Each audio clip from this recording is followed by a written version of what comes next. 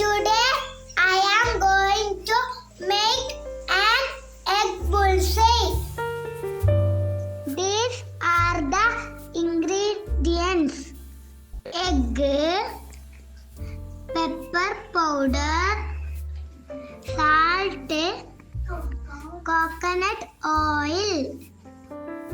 First, turn on the gas. Place the pan on the stove. Pour some coconut oil. Then crack an egg into it.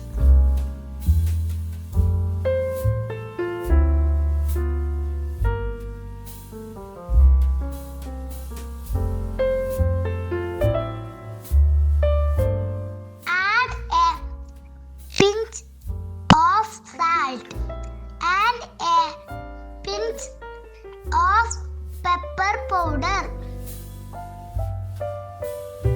Now the bullseye is ready.